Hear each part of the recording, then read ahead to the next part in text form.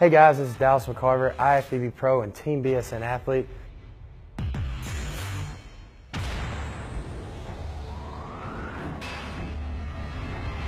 Today I'm going to talk to you a little bit about shoulder training, also known as the deltoids.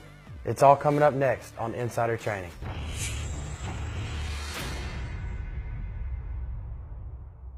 First thing to remember when training your shoulders is you have three separate heads of the shoulder.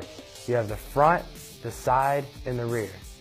Typically in a shoulder workout, I'll choose about 2 exercises per section of the shoulder to train, and I'm going to do 3 to 4 sets with 12 to 15 reps of each exercise. Typically I start off with the front of the deltoid.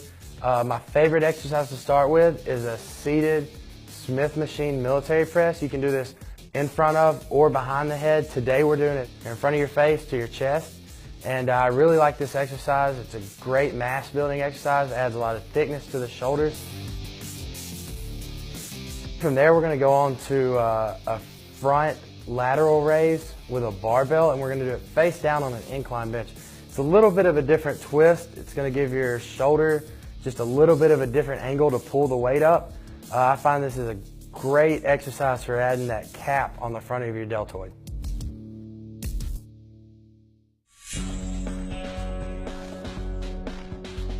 We're going to jump into rear delts.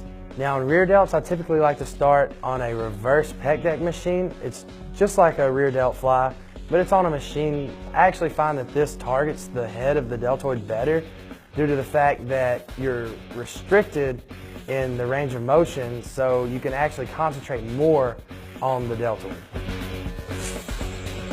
From there we're going to go into a bent over dumbbell fly, also for the rear delts, except we're going to do it once again face down on the military bench. And the reason I do this, 2 reasons. It keeps pressure off of your lower back.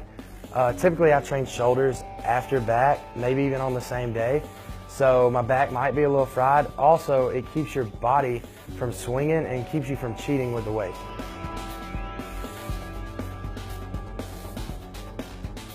Now the last thing we do, side delts. Now the reason I do these last is because you've already fired up the front delt and the rear delt. And the side delt is actually probably the most visible head when you're facing somebody from the front. It gives you that cap, that big V taper, that wide broad shoulders, makes you look good and yoked.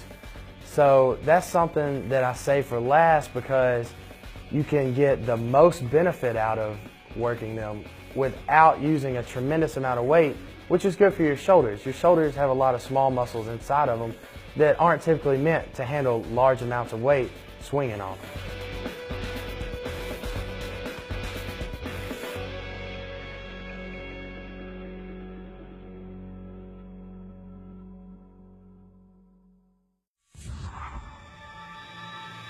Now that we're finishing up shoulders here, here's just a couple things to keep in mind.